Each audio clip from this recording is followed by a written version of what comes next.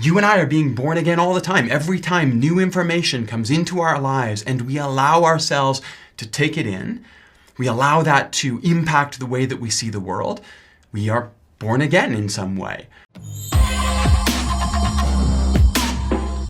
Recently, I talked about this image that's used in the New Testament, the one that Jesus uses, the idea of being born again. And the way that we talked about it seemed to be really helpful for a lot of people. Born again is strictly, exclusively, beautifully an invitation to try something new. Maybe even healing in some of those cases. And I know that because a lot of people reached out to me to talk about the way that I used that image. And so I wanted to come back to it, to touch on it again, and maybe flesh out a little bit more how I approach this image of being born again, and what I think it is that Jesus is really trying to get us to. Because first of all, we should understand that this is an image that Jesus uses only once. It does get picked up in 1 Peter. Paul uses similar imagery in his writings, but Jesus only really uses this image once in one conversation with one particular person. And given that, I think it's important that we make sense of and internalize this image in the context of that unique conversation with a man named Nicodemus. Jesus says he must be born again. And of course, Nicodemus misinterprets this as being born a second time from his mother, but Jesus is talking about something a little bit different. If you dig into the language here in the Greek, the word is born anothen, which can mean again, a second time in a temporal kind of way, but really has a primary meaning of born from above, born in a different kind of way, born of spirit, is how Jesus clarifies.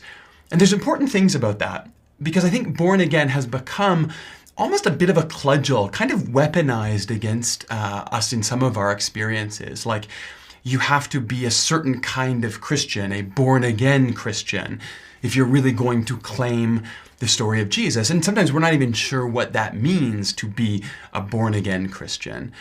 Well, the reality is, I don't think this image is about changing sides at all. In fact, Nicodemus doesn't change sides. He goes off into the night to think, to reflect on what Jesus has said to him. And he pops up at different points in the gospel as he's continuing to reflect on what Jesus is teaching and what he thinks about it. If you take the image actually at face value, being born again, I don't think this is at all about picking sides, leaving one worldview and joining another one. I mean, how many babies do you know that have fully formed ideas about the universe? If we take Jesus' metaphor seriously, probably what he's getting at is, Nicodemus, you need to see the world with fresh eyes. Consider possibilities that you might have written off. Consider that maybe some of the things you think are not possible, perhaps are. Look at things again with fresh eyes as if for the first time.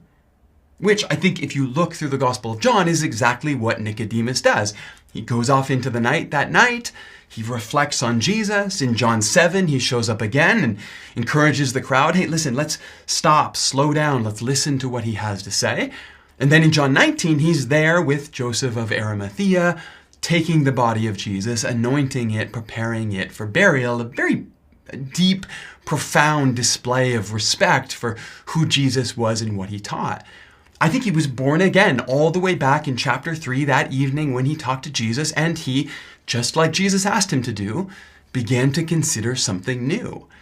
You and I are being born again all the time. Every time new information comes into our lives and we allow ourselves to take it in, we allow that to impact the way that we see the world, we are born again in some way. We do that with our faith, we do that with our education, we do that even in relationships, when we allow someone to show us who they are in a new kind of way and we see them for the first time through that new lens. That's a way of being born again. It's something you should engage over and over and over again.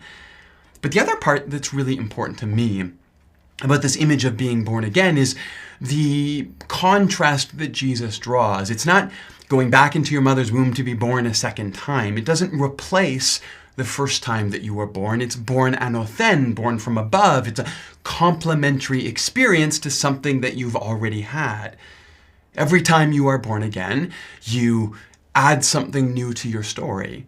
But you don't leave behind the first birth or the last birth that you had in your life. You transcend that because there's new information, new perspective, new eyes on the universe. But you also include that last birth, that first birth. It's part of you as well. And so as you move through life and you are born again with new information, you're born again when you encounter Jesus, you're born again when you consider God in new ways, you transcend who you were before you came to that moment, but you also include it and you bring it with you. Being born again as an ongoing process is part of this way of embracing our whole story of life. I am still who I was before I met Jesus, but now I'm also something new. I transcend and I include all of it. And that's why in that sermon I really talked about this phrase that I use for myself: look forward with hope, look back with compassion. Because when I see that kind of change, a new born-again experience on the horizon, that can be disconcerting. Things are going to change. I'm going to change. I'm going to think about things differently. And my instinct can be to be a little fearful of that, apprehensive. So I remind myself, look forward with hope at what could be coming next, the way that I will see the world differently with new eyes as Jesus guides me into a new understanding. But then also, of course, to look back with compassion and not try to fall into the trap of being embarrassed by or even having disdain for who I used to be.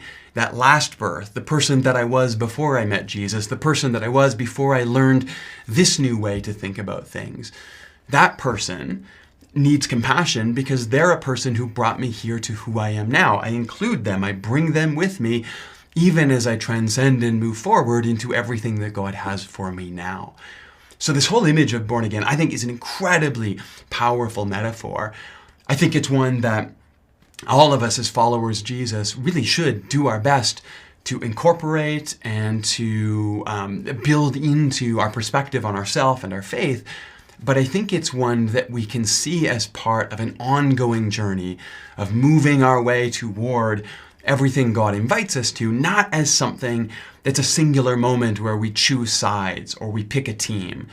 No, this is the ongoing process of continuing to allow God to help us see things with new, fresh, more beautiful, more sanctified eyes.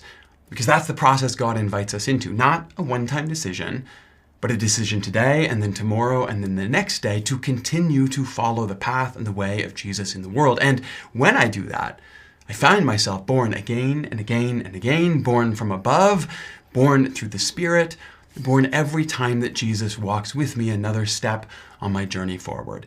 So, transcend who you were, be born again, but bring that emotion, bring that experience, bring everything that you learned with you because it's still a part of you. Look forward with hope at all the places God is going to take you, all the places God is helping you learn right now, and look back with compassion for the person that you were and how they contributed to who you are now. If we can do that, born again can go from this image that has sometimes been used to separate or divide or maybe even weaponized against us in our journey to something that I really think can be a really healing, inviting image that calls us forward into whatever it is that God has for us next. Because I think if we're going to take Jesus' invitation in chapter 3 seriously, if we're going to embrace this image that he offers to Nicodemus, it is absolutely less than nothing to do with deciding anything. Born again is strictly, exclusively, beautifully an invitation to try something new. I mean, think about it. Nicodemus has spent years building out his faith, encrusting his trust in God with all kinds of language and habit. Patterns that had been instrumental in bringing him here to this moment in front of Jesus. But to be born from above, to start fresh, has nothing to do with changing sides. But how many babies do you know with fully formed ideas about the universe? The invitation here, if I was going to put it into modern language, it would be something like this: Nicodemus, it's time to do some deconstruction and take apart all of the faith that you've been given and see what might happen if you allow yourself to put it all back together. Born again isn't an end. It's a start, and it happens over and over and over and over again in our lives. Born again is nothing less than the stuff of allowing yourself to look forward with hope to what may come, and back with compassion for what was, trusting that change is precisely what will allow your faith to remain a constant part of your identity.